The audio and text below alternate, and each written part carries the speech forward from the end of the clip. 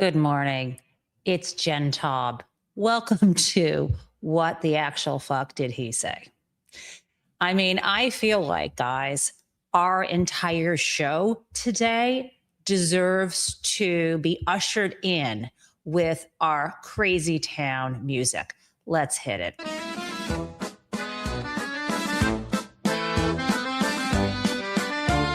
So, let's start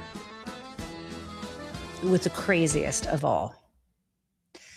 Donald Trump is actually still entirely hell-bent on invading Greenland.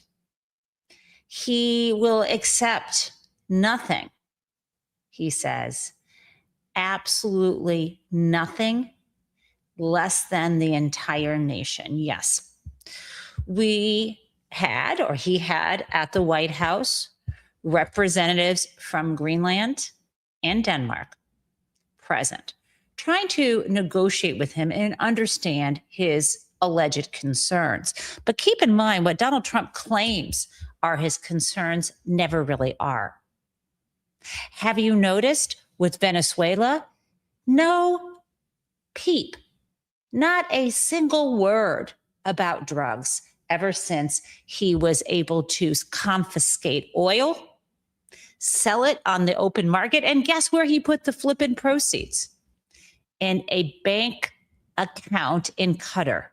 You heard me, a Qatari bank. I don't know whose name it's in, but this is, to say unprecedented, it doesn't even begin to describe the grift here. This man used our military to attack Venezuela, remove its leader under the pretense of them causing deaths from cocaine exporting into the U.S., and under the pretense of caring about the human rights of people in Venezuela. And now all of a sudden, not a peep about human rights, not a word about cocaine, no more bombing of helpless fishermen in the Caribbean. Instead, what we are seeing is the man seizing barrels of oil, or the equivalent of, they don't actually sell it in barrels, having it sold and putting the proceeds, like I told you, in a Qatari bank. Donald Trump and his son-in-law have a long history of working with Qatar here. And again, this is so unusual. Normally, the U.S. Treasury puts the money in its own bank account. And I don't know if you ever thought about this. Our U.S. Treasury, where is our bank? It's at the Fed.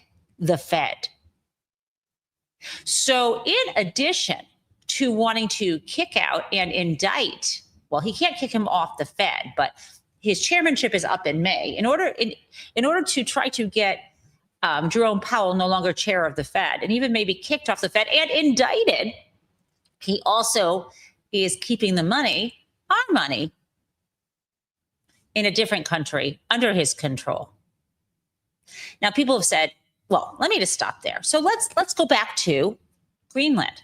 The pretense there is he claims, Donald Trump claims that we, the U.S., must have Greenland because for strategic reasons, that if we don't get Greenland away from the Danes, no one will be safe, and Russia and China will want it.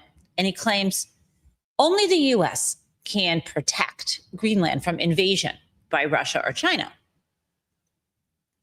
And he says Greenland doesn't have enough military there, enough defense operations. Well, we could put them there. We used to have them there, meaning the U.S. Denmark and Greenland have talked about that. No, he doesn't want that. Pretextually, he says, NATO, the North American Treaty Organization, NATO, for which we are a member. He says NATO doesn't have the power, the strength to protect Greenland from Russia and China. It's like, we are part of NATO. We could put people there. No, Donald Trump has said, this is the crazy shit he is saying. Here is his Truth Social. I'm going to read it to you. The United States needs Greenland for the purpose of national security. It is vital for the Golden Dome that we are building. Okay, some sort of dome that we want so we can repel weapons. That has not done so great for Israel. To decide that you are going to have a dome protecting you doesn't actually create peace in your country. But, you know, okay. Oops, let me go back to that. I'm sorry. Okay. NATO should be leading the way for us to get it. If we don't, Russia or China will, and that is not going to happen militarily without the vast power of the United States, much of which I built during my first term. Really? No. And now bringing to a new and much even higher level, NATO would not be an effective force of deterrent, not even close. They know that, and so do I. NATO becomes far more formidable and effective with Greenland in the hands of the United States. Anything less than that is unacceptable. Thank you for your attention to this matter. That was yesterday morning. He did not get off of that position even after the meetings. Folks, that's pretextual. He's saying the U.S. needs to dominate, own, make Greenland part of the United States by force to protect it from Russia? Oh, come on. We know that isn't true. The experts on Russia, the people who are suspicious and are awake, friends of mine who don't usually pay attention at this level of detail with geopolitics, all know this is Putin's plan. Russia wants this. Why? Do you know what's happening today in Greenland? Denmark and now France, I believe, and a representative from England, they're going there to do what's called military exercises, to basically pound their chest and show that NATO, or at least the European part of NATO, backs Greenland's choice. And Greenland says if they had to choose, they choose Denmark, not the U.S., backing Denmark, backing Greenland. Military exercises. And also, people are laughing. They're putting one, I read yesterday, one representative from England there. Well, the point is, people call it a tripwire, a way to avoid a physical attack. Because we already know that an attack on Greenland is an attack on NATO, because Denmark is a member of NATO. And all other members of NATO then have to come to Greenland's defense, right? And if this happens, and while in anyone, it adds to the trigger point of NATO saying we will step up, the other members of NATO. So why do I say this is Putin's plan? He's been wanting to destroy NATO because he's not part of the club. He wants to destroy NATO because NATO does not, NATO countries are around, of course, Ukraine and Russia, the territories he wants to invade with impunity. This is what I've been talking about. Xi and Putin and Trump, and I guess also Netanyahu under sort of Trump, they all want to divide up the world. And it's not for us.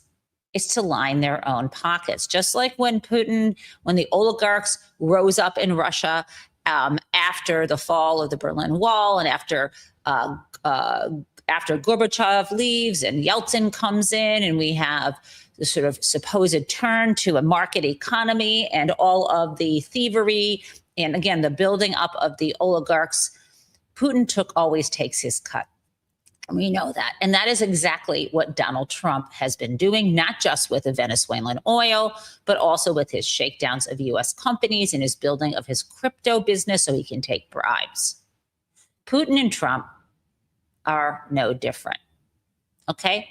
I am not as detailed on everything President Xi is doing in China, but I do see the impulse that China has had. For example, Hong Kong which was supposed to be kind of after the British lease was up and Hong Kong was part of China again. It was operating fairly, somewhat autonomously until it wasn't, until those crackdowns happened. Taiwan, which is actually a separate country, something that China refuses to acknowledge. The plan is, of course, for Xi to take it over. This is what we have going on in our crazy world. Now, let me add to also what the fuck Trump is saying. I don't know if you saw this, but last night in Minneapolis, things got incredibly worse. The ICE agents and, of course, DHS, Trump, and everyone in the administration have never apologized for the brutal, unjustified execution on the street of Minnesota mom Renee Nicole Good. They say she deserved it. They're trying to smear her name. In fact, they wanted to investigate. They want to drop, the feds want to drop the investigation of the ICE officer, Jonathan Ross, and instead investigate Renee Good's widow, Becca Good, because maybe she participated in the same kinds of things you do. Neighborhood watch, maybe wanted to, I don't know, did she ever go to a protest? I'm not sure what the purpose of that is.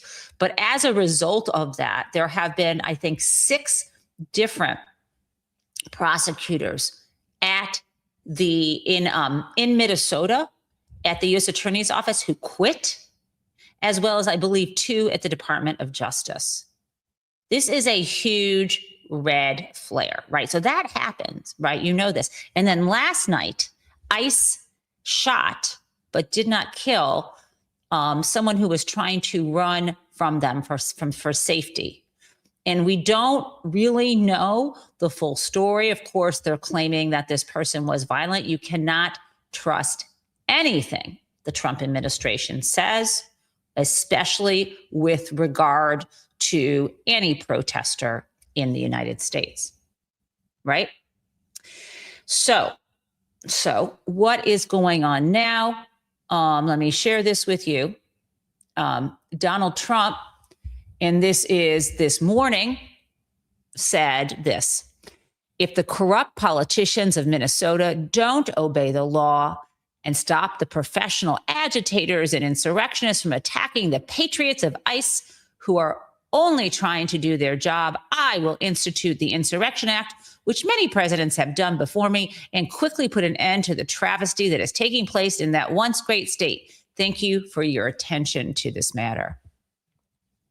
They have been engaging in a provocation to try to get him to be able to invoke the Insurrection Act. Why? Because we know where the courts are on this. We know that Donald Trump is not able at this point to use ICE to do things like regular law enforcement. That is why we had the federal courts saying they needed to be leaving Illinois. Remember that case? Now, with the Insurrection Act invoked, and remember, I think I shouldn't say ICE. I said that wrong. Wrong, not ICE. The National Guard, let me say that correctly. The National Guard that had been federalized and brought into, some from Illinois and some from other states, brought into Chicago and other parts of Illinois. The National Guard, under the control of Pete Hegseth, was not allowed to be in Illinois, right? Because under the law that allows the president to, or Pete Hegseth, the Secretary of Defense, to invoke the National Guard and use them for federal purposes, that they had not met any of those standards. They were trying to claim that it was because regular law enforcement wasn't keeping order, but the way the federal court interpreted that was that it was referring to the military, right? That this related to, I think this was actually, it was the U.S. Supreme Court and refusing to knock down the injunction. So far, a majority of the U.S. Supreme Court believes that you cannot can't federalize the National Guard and bring them into cities to do regular work, including police work and including doing stuff to protect ICE. You cannot use them to do that unless your own military, the U.S. military forces, are failing to keep order in that way. So Donald Trump, ever since the Supreme Court said that, even though it was a preliminary ruling, has been itching to invoke the Insurrection Act, because under the Insurrection Act, he can actually bring whatever forces he wants in, his military, into the streets, and they are not bound by the Posse Comitatus Act. They can actually just enforce regular criminal law. He wants to do that, and he wants to do that using ICE. Right? He wants to do that using ICE and taking the money that Congress is about to give him, unless we put our feet down and say no fucking way, to do that in every Democratic city across the nation. So I want to share with you I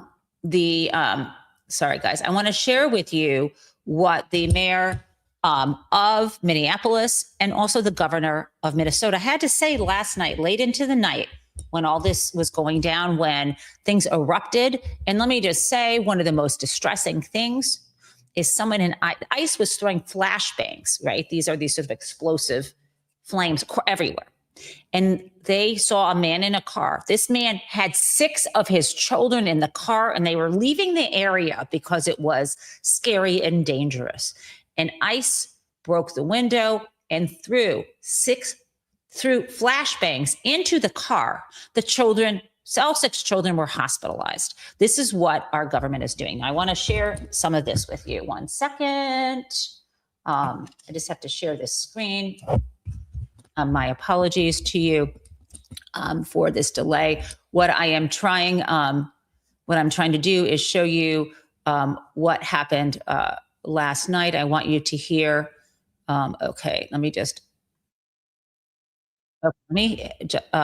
want you to hear from the mayor of Minneapolis. I've got it set up for you. And just 1 second. I got it. Let me play it. Here we go. We have about 600 officers. There's about 3,000 ICE agents in border control. We need our officers responding to the basic day-to-day 911 calls. We don't have the capacity to both deal with that and all of this conduct that we're seeing from ICE on the daily basis. Earlier today and yesterday, I was out on a couple of major commercial corridors in our city. People are scared. There's basic rights that you should have to be able to live safely in your neighborhood, to be able to go downstairs and head to the cafe or the flower shop. The people that would normally keep up these shops, American citizens, by the way, many of them, are terrified. Because American citizens are getting picked up off the street by people in masks. That's not the way things should be conducted in any city in America. That's not who we are. That's not America. So I'm calling for peace. Everybody has a role in achieving that peace. And we're going to try to do everything that we can to keep it. Yeah. Okay. I want to also now, I want to share with you, sorry about that. I think I also want to share with you another clip here from last night in Minneapolis. Here we go. This is also from the mayor, and then I'm going to shift over to the governor in a second. Here we go. Thankfully, there's another path. And I want to talk to everybody who's out there, even people who aren't living in Minneapolis right now. Maybe you just put your kids to bed. Maybe you're cleaning up the dishes. I'm sure you love your family. There's no doubt in my mind that you love your town. Imagine if that city or that town was suddenly invaded by thousands of federal agents that do not share the values that you hold dear. Imagine if your daily routines were disrupted. The local cafe that you eat at was shut down because they're scared that their own family might get torn apart. Imagine if schools shut down and suddenly parents got to figure out what to do for daycare. This is not creating safety. It's certainly not creating safety when a huge percentage of the shootings that have taken place so far this year in Minneapolis have been by ICE.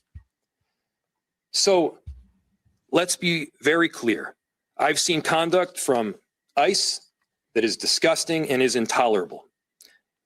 If it were your city, it would be unacceptable there too. And for anyone that is taking the bait tonight, stop. That is not helpful. Go home.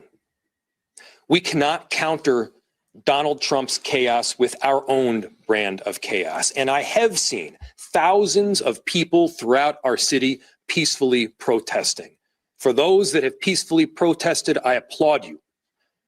For those that are taking the bait, you are not helping, and you are not helping the undocumented immigrants in our city. You are not helping the people that call this place home.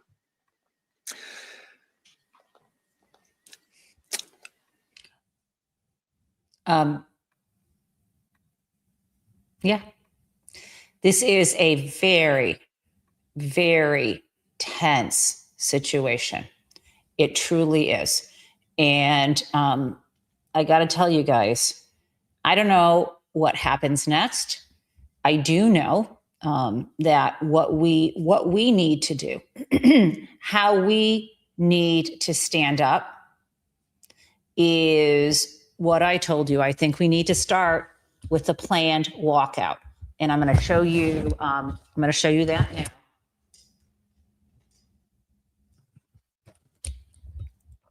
It's called Free America Walkout. And here it is. It's kind of incredible. You can sort of see across the bottom, walkout. This Free America Walkout, frequently asked questions. What is the goal of the walkout?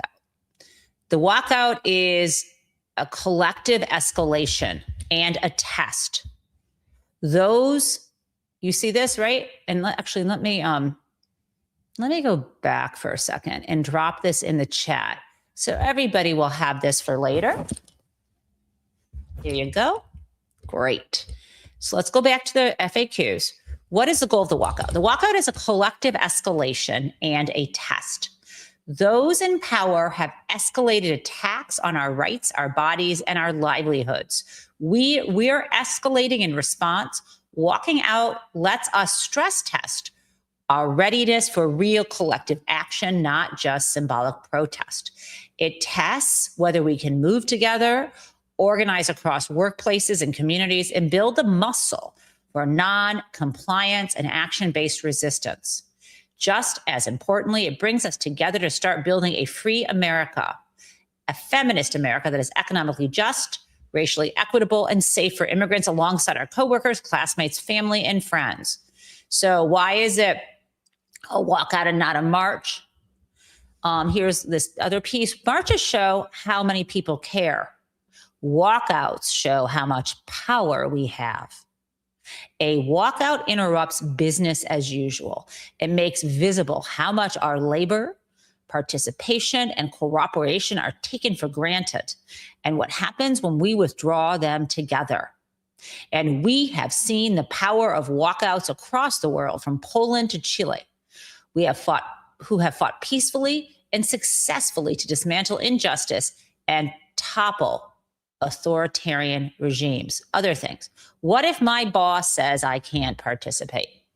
If your employer has clearly prohibited walkouts or protests during work hours, it may be safest to participate off the clock, take approved leave, or support the walkout in other ways. Can teachers, well, anyway, this goes on. There's lots of questions. Let's look at the events. You can put in your name, your city, and find your event right here. I know.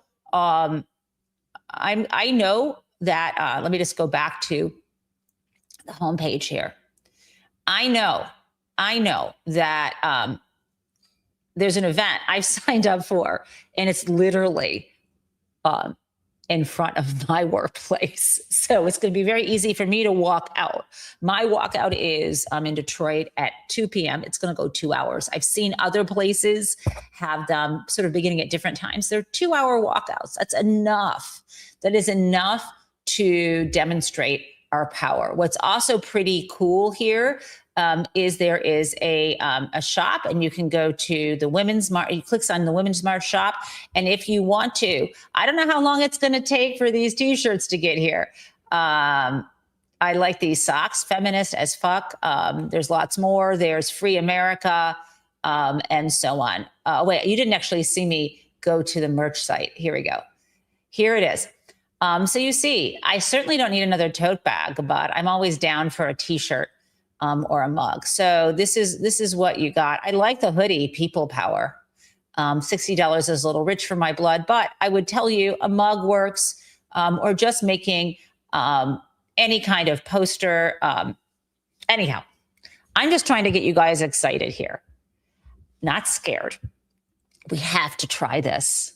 Can you imagine what we can do together? Because at some point, people telling you the institutions have held, I ain't buying it. The institutions have not held. We are sliding into not just authoritarianism, which is where we are, and oligarchy and kleptocracy, but we are in danger of a kind of anarchy, where these proud boys and others, the same people, as I mentioned, now it's coming out, the same people who were involved in January 6th are actually working for ICE. And now Enrico Tarrio admitted it the other day. We have them playing, we have our own Department of Homeland Security putting up, playing and putting up Nazi slogans and songs. And I'm not talking about what was on the lectern when Kristi Noem spoke, because that wasn't literally one of the slogans, but everything else they're doing is to further white supremacy in America. It's out there in front of us, and we have a choice. That's not what I signed up for. That's not the America I believe in. So I'm imploring you, I really am, to take a look at this, consider this. If it's possible for you to take time off work, if your employer would be cool with this, this may be, maybe even if it's only part of your lunch hour, right? Having these 2-hour windows, maybe you can fit in your lunch break or something into part of it. Showing up, even if it's not for the whole 2 hours where you are, makes a difference, okay? And you must know a lot of work from home people, or especially, hey, moms, not all moms are, but moms or parents or people who are doing childcare and their kids are at school. In that window of time, walk out, join the walkouts. There could be, I feel, and I just got to tell you, I feel as strongly about this walkout as I did about when Merrick Garland took office as Attorney General, and I knew he was fucking up, and then unless he stepped up, we were screwed. I knew it in my bones. I am telling you, this is the reverse. I don't have the dread that we're screwing up. I have the hope that we could show up. Please, please share this information. Make this a priority. We cannot give up on this country. Not now. Not yet. Now, let's talk about more crazy town shit. Yesterday, Brooke Rollins, who is in charge Secretary of Agriculture who is supposed to weigh in on healthy food for kids. And everything's so damn expensive. This is, I'm sure you've seen this video of her explaining how food really isn't that expensive, how you can actually make a healthy dinner for only $3. And I gotta play this for you because it's really crazy. I think the question you're asking, and it's a really important one, is while we're asking Americans to reconsider what they're eating, are we actually asking Americans, especially those who are living on the margins, are we asking them to spend more on their diet? And the answer to that is no. We've run over 1,000 simulations. So let me back up. This goes to the fact that RFK Jr. is like, everyone should eat meat all the time, or they need more protein. I don't even know what he said. So in response, I think people are kind of like, who can afford a steak every day? Okay, let me start this over. I think the question you're asking, and it's a really important one, is while we're asking Americans to reconsider what they're eating, are we actually asking Americans, especially those who are living on the margins, are we asking them to spend more on their diet? And the answer to that is no. We've run over 1,000 simulations. It can cost around $3 a meal for a piece of chicken, a piece of broccoli, corn tortilla, and one other thing. And so I'm sorry, what? They've run thousands of simulations, and they've come up with that you could have a piece of chicken. Is it like a chicken nugget size piece, or is it like a drumstick? Or is it like a chicken strip? Okay, we got a piece of chicken, a piece of broccoli. Is that like a whole spear of broccoli, or just like one little floret? Okay, we've got one nugget, a floret, and a corn tortilla.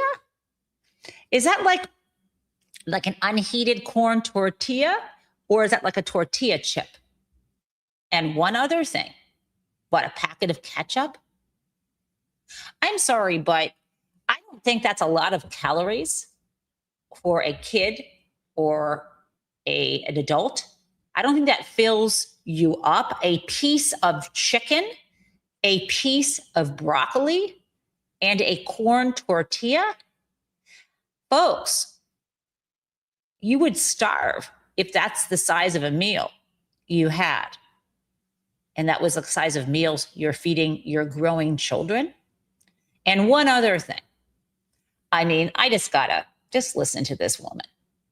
it can cost around $3 a meal for a piece of chicken, a piece of broccoli, corn tortilla, and one other thing. And so there is a way to do this that actually will save the average American consumer money. You've done the analysis on that, because that's one of the criticisms I heard from some, nutrition folks who said, like with the event you mentioned, all the protein, saying, all right, well, steak, obviously, it's expensive. So are you asking people to spend more money with these new dietary guidelines than in the past? Do you say no?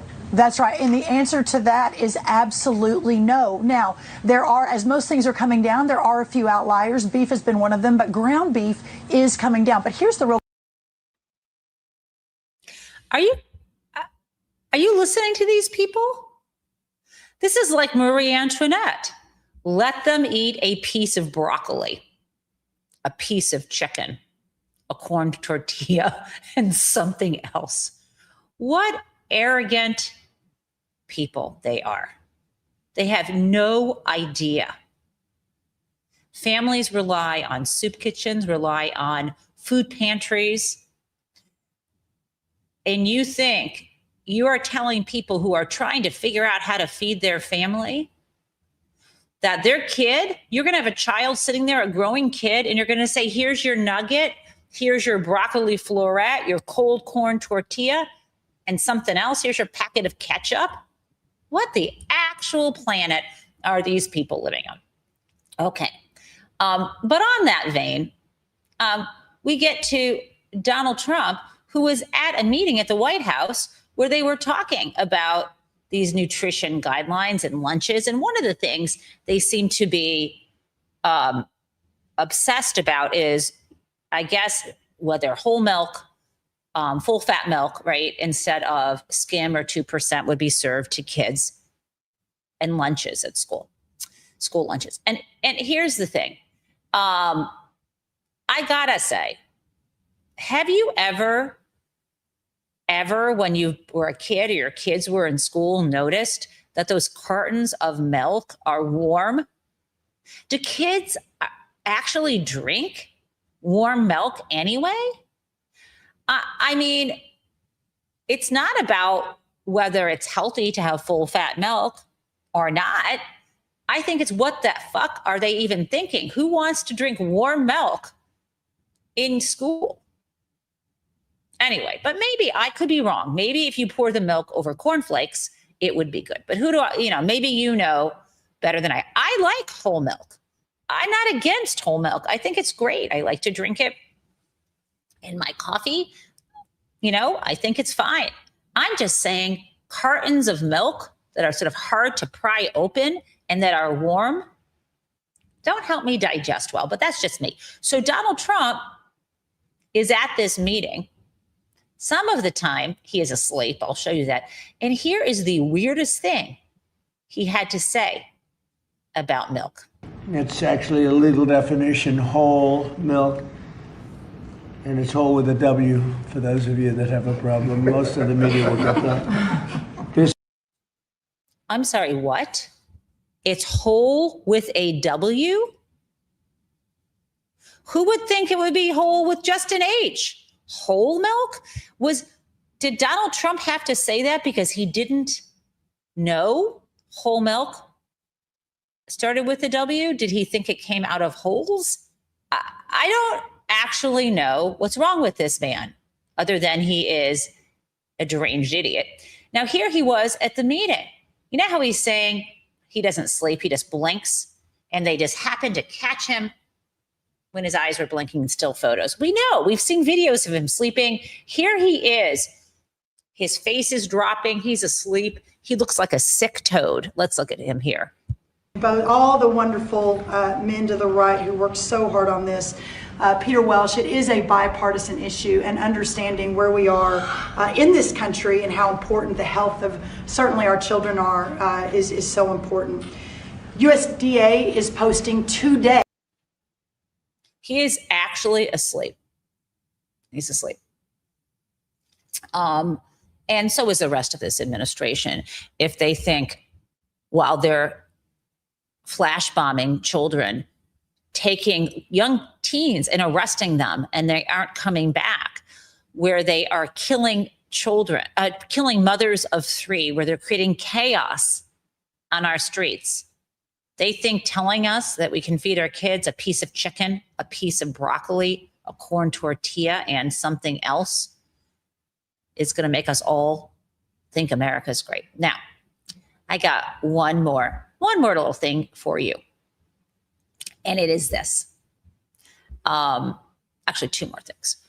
Even though there was that resolution in the Senate that seemed like some Republicans were stepping up, enough Republicans were stepping up to say that the war powers, this was the war powers resolution, that Donald Trump could not go into Venezuela, could not invade, could not use further force in Venezuela without congressional approval. Remember that had passed?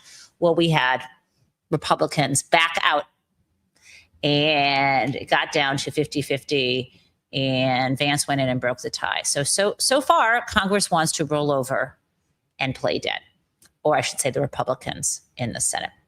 Now, let me play you, before I get to this one last thing I want to play for you, I want to say there is rising interest in the abolish ICE, or you could just say stop funding ICE. It's the same thing, coming from across the country.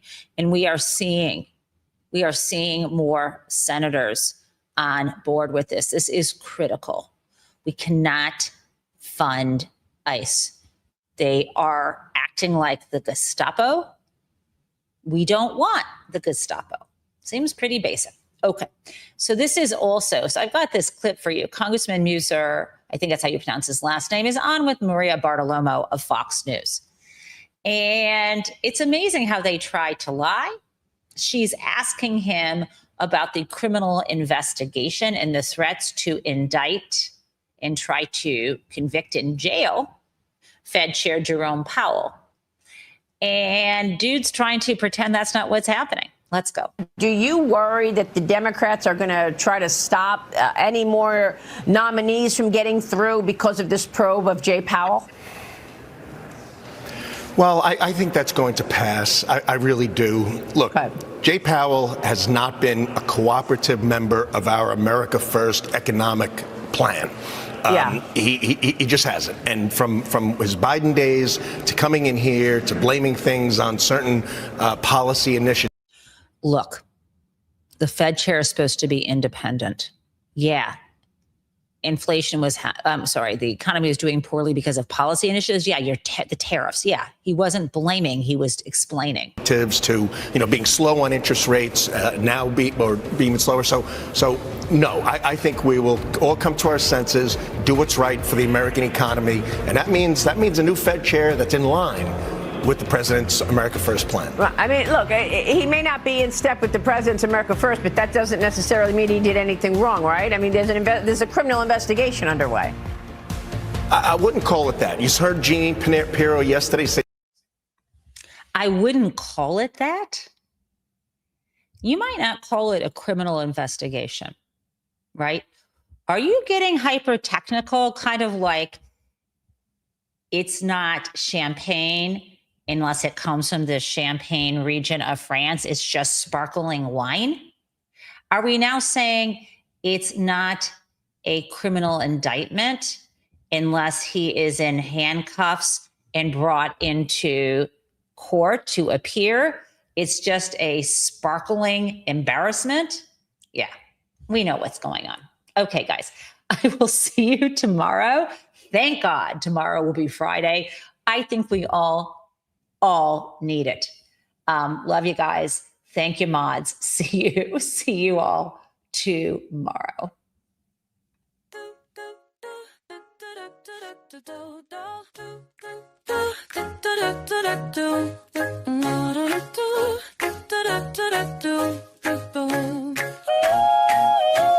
Hello, prison mates. It's the Gen Taub show where welcome everyone. Let's learn about what is happening in politics yesterday and today. There was hope and we are together in this democracy we work for. And again, welcome to the Gen Taub show.